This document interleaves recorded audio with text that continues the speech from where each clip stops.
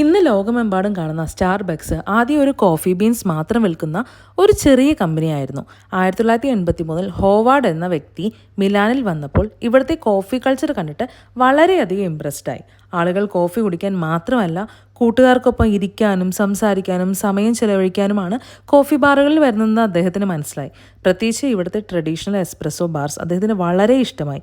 അപ്പോൾ അദ്ദേഹത്തിന് ഒരു ആശയം തോന്നി. കോഫി ബീൻസ് മാത്രം വിൽക്കുന്ന സ്റ്റാർബക്സിനെ ആളുകൾക്ക് ഒരുമിച്ച് കൂടാനും കോഫി ആസ്വദിക്കാനും കഴിയുന്ന ഒരു കോഫി ഹൗസ് ആക്കി മാറ്റണമെന്ന്. അങ്ങനെയാണ് പിന്നീട് സ്റ്റാർബക്സ് ഇന്ന് നമ്മൾ അറിയുന്ന ബ്രാൻഡായി വളർന്നത്.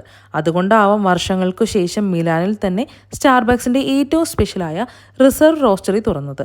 അതിൽ ഏറ്റവും ഇൻട്രസ്റ്റിംഗ് കാര്യം എന്താണെന്ന് അറിയാമോ? ലോകത്ത് വളരെ കുറച്ച് സ്റ്റാർബക്സ് റിസർവ് റോസ്റ്ററികൾ മാത്രമേ ഉള്ളൂ.